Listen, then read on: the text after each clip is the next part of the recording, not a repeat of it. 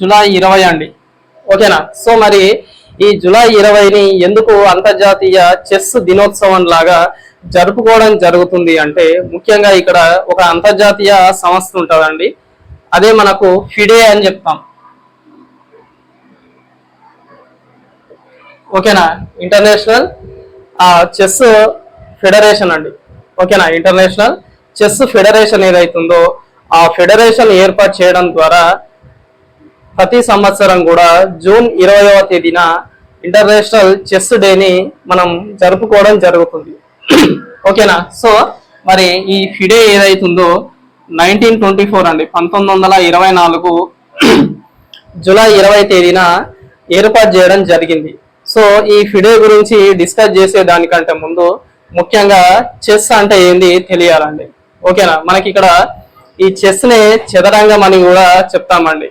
చదరంగం ఏదైతుందో ఇది ప్రపంచ వ్యాప్తంగా కూడా అత్యధిక ప్రజాదరణ పొందిన ఆటలాగా మనము చెప్పుకోవడం జరుగుతుంది.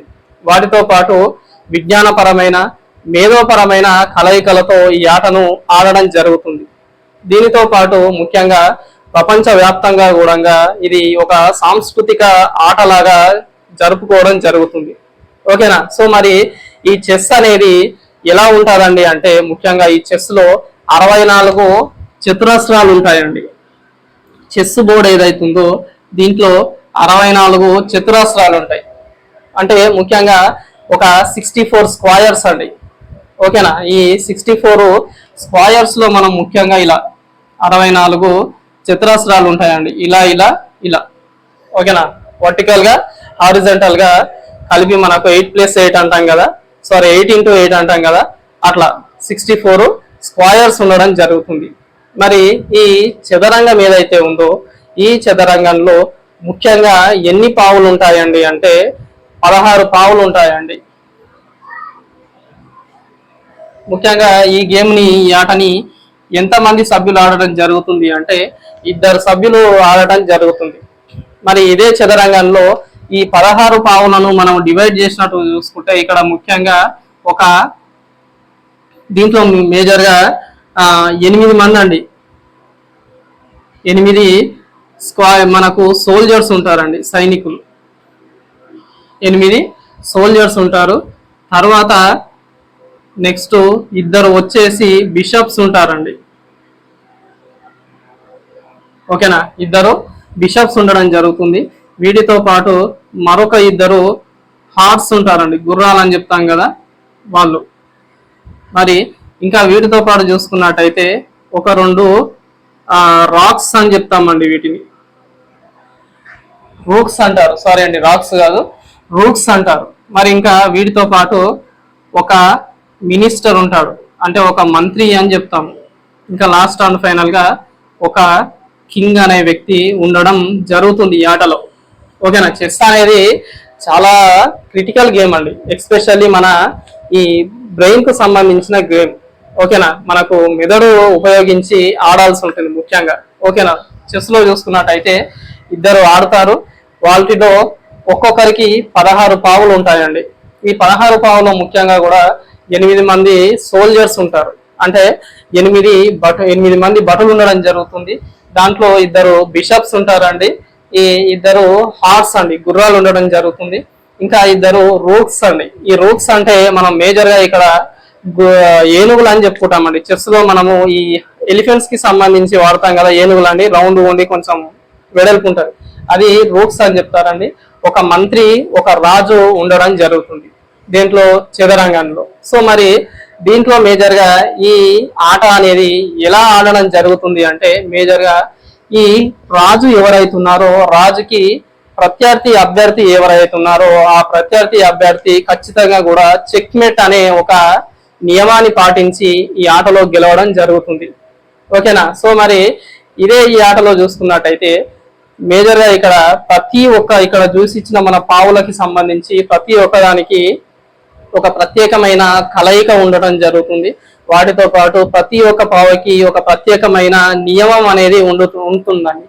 ఓకేనా. సో ఆ నియమాలను ఆ కలయికలను బేస్ చేసుకొని ఈ ఆట అనేది ఆడటం జరుగుతుంది. ఓకేనా. సో మరి ఇంకా ఇక్కడ చూసుకున్నట్టయితే ఈ చెస్ లో ఒక ప్రత్యర్థి అభ్యర్థికి సంబంధించి ఎత్తుకు పై ఎత్తు వేయడం కానీ, వాటితో పాటు తార్కిక జ్ఞానం ఏదైతుందో ఈ తార్కిక జ్ఞానాన్ని వాడటం కానీ, వాటితో పాటు విజ్ఞానపరమైన ఆలోచన, ఓకేనా, ఈ మేధస్సు, వాటితో పాటు ఈ పావులు కలపడం అండి మేజర్గా ఇది వాడతారు. దాంతో పాటు ఈ ఆట ఆడటం వల్ల ఏకాగ్రతతో పాటు ఇంకా ఇక్కడ మనకు డిసిషన్ మేకింగ్ అండి, ఓకేనా, మనకు ఈ ఇమీడియట్ డిసిషన్ మేకింగ్ అనేది ఇక్కడ ఇంప్రూవ్ అవ్వడం జరుగుతుంది, ఓకేనా. బ్రెయిన్ స్ట్రోమింగ్ గేమ్స్ అని అంటారు వీటిని, ఓకేనా. సో మనకు చిటికల కాలంలో కూడా ఏదైనా సరే ఒక డిసిషన్ తీసుకోవడానికి ఇలాంటి గేమ్స్ అనేవి చాలా ఉపయోగపడతాయండి, ఓకేనా. మనకు జ్ఞాపక శక్తి పెరగడం కావచ్చు, ఏకాగ్రత పెరగడం కావచ్చు, మరి దాంతో పాటు ఈ డిసిషన్ మేకింగ్ అండి, ఓకేనా. సో ఇలాంటి ఉపయోగాలు అనేటివి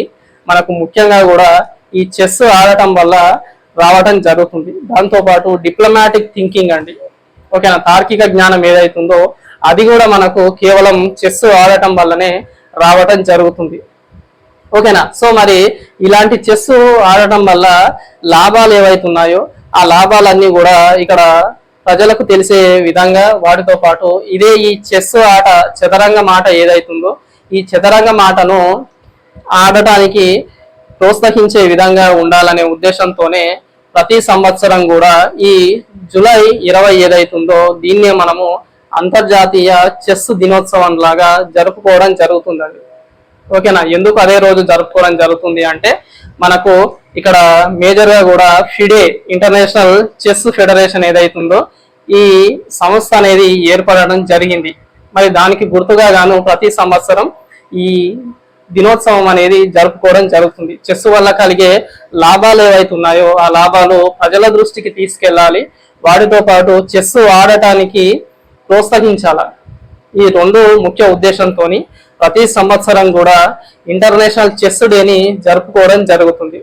మరి ముఖ్యంగా ఇదే చదరంగానికి సంబంధించిన చారిత్రక నేపథ్యం చూసుకున్నట్టయితే ఇక్కడ ఈ చదరంగం అనే ఒక ఆట, ఓకేనా, చదరంగం అనే ఒక ఆట ఇక్కడ ఎక్కడ పుట్టడం జరిగింది, దీనికి సంబంధించిన ప్రాచుర్యం అనేది ఎక్కడ మొదలైంది అంటే ముఖ్యంగా మనం ఇక్కడ ఇండియా అని చెప్పాలండి. భారతదేశంలో చెస్ కు సంబంధించిన ఈ చదరంగానికి సంబంధించిన ప్రాచుర్యం అనేది జరుగుతుందండి. మొట్టమొదటిసారిగా ఇదే ఈ చదరంగం అనే ఒక ఆటను మనము ఏ కాలంలో చూడడం జరిగింది అంటే 7th సెంచరీ AD, ఓకేనా, క్రీస్తు శకం 7వ శతాబ్దంలో మొట్టమొదటిసారిగా ఈ చదరంగానికి సంబంధించిన ఆనవాళ్ళు అనేవి లభిస్తాయండి. మరి ఈ టైంలో మరి ఏ రాజవంశం మన భారతదేశాన్ని పరిపాలించడం జరుగుతుంది అంటే ముఖ్యంగా గుప్తులు అని చెప్పాలండి.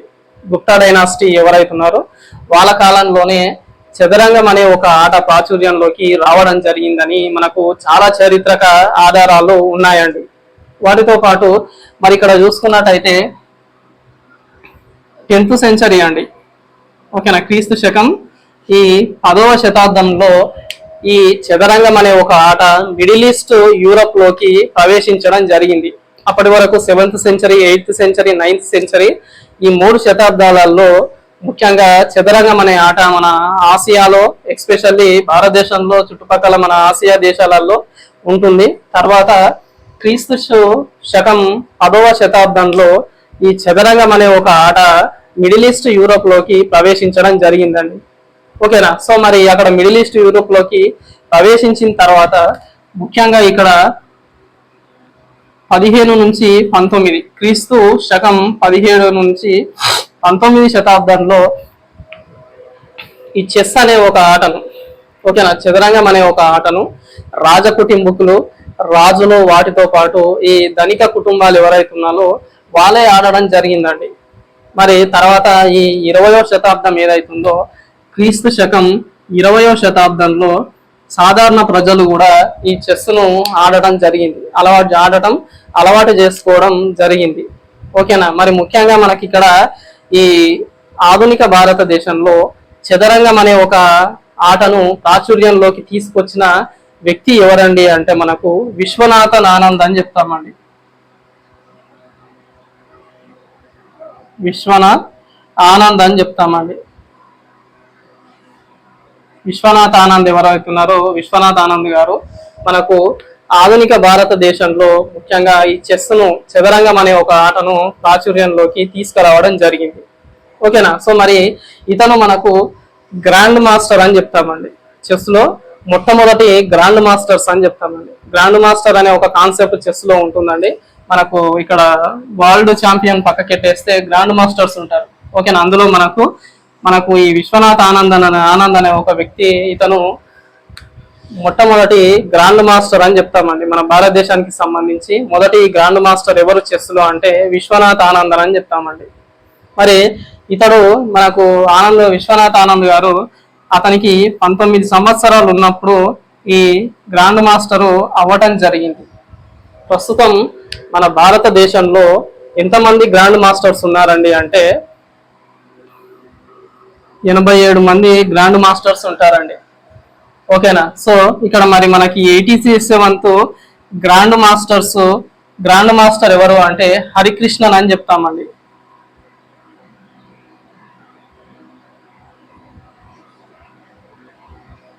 ఓకేనా. సో మరి ఈ 87వ గ్రాండ్ మాస్టర్ ఎవరు అంటే హరికృష్ణన్ అని చెప్తాం.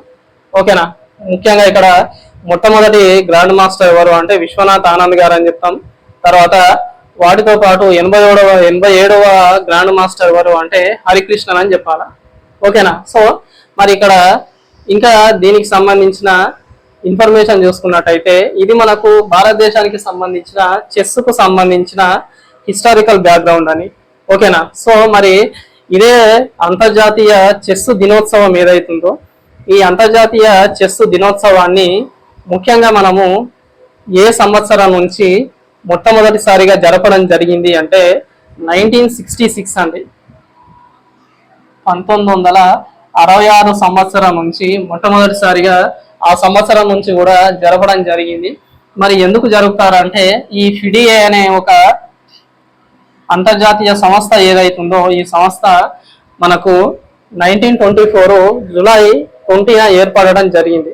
దానికి గుర్తుగా గాను ప్రతి సంవత్సరం జూలై 20వ తేదీన జరుపుకోవడం జరుగుతుంది. మరి ఈ ఫిడేనే మనకు ఫెడరేషన్ ఇంటర్నేషనల్ ఎడ్డీస్ చెస్ అని అంటారండి. ఒక ఇంటర్నేషనల్ చెస్ ఫెడరేషన్ లాగా చెప్తాం. మరి ఇంటర్నేషనల్ చెస్ ఫెడరేషన్ కు సంబంధించి ప్రధాన కార్యాలయం ఎక్కడ ఉంటుందండి అంటే స్విట్జర్లాండ్ లో ఉండటం జరుగుతుంది.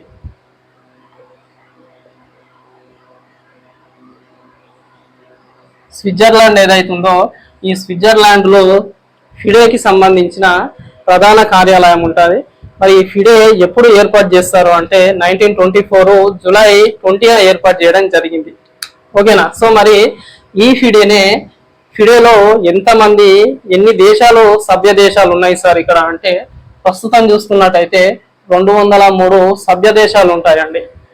ఓకేనా. వాటితో పాటు మరి ఫిడేకు సంబంధించిన ముఖ్య థీమ్ ఏంటండి, ఓకేనా, ముఖ్య డ్యూటీ ఏంటి అంటే ప్రధాన విధి ఏంటి అంటే ప్రపంచ వ్యాప్తంగా కూడా ఉన్న ఈ చెస్ ఫెడరేషన్స్ అన్నిటినీ ఏకం చేసి వాళ్ళను చెస్ ఆడటానికి సంబంధించిన ఈ పోటీలు ఏవైతున్నాయో ఆ పోటీలను నిర్వహించడం, వాటితో పాటు చెస్ ఆడటాన్ని ప్రోత్సహించడమే ఫిడేకు సంబంధించిన ముఖ్య లక్ష్యం అండి. ఓకేనా. దానికి సంబంధించిన ముఖ్య విధి. ఓకేనా. సో మరి ఈ ఫిడేలో ఉన్న ఆర్గనైజేషన్స్ అన్నీ కూడా ప్రతి సంవత్సరం ఈ ఇంటర్నేషనల్ చెస్ డేను జరుపుకోవడం జరుగుతుంది. మరి మొట్టమొదటిసారిగా 1966 సంవత్సరంలో మొట్టమొదటిసారిగా ఈ ఇంటర్నేషనల్ చెస్ డేను జరపడం జరిగింది. మరి ఇప్పటికీ కూడా ఆ ఇంటర్నేషనల్ చెస్ డేను జరుపుతూనే ఉన్నామండి. ఓకేనా. ఇంకా మరి ఇదే చెస్ డేకు సంబంధించి ఇంపార్టెంట్ ఇన్ఫర్మేషన్ చూసుకున్నట్టయితే 2019 అండి ఐక్యరాజ్య సమితి ఏదైతుందో ఈ ఐక్యరాజ్య సమితి ముఖ్యంగా అంతర్జాతీయ చెస్ దినోత్సవాన్ని గుర్తించడం జరిగిందండి. ఓకేనా. ఇంకా మనకు ఈ 2025కు సంబంధించిన థీమ్ ఒకసారి చూసుకున్నట్టయితే ఎవ్రీ స్టెప్ కౌంట్స్ అని అంటారండి.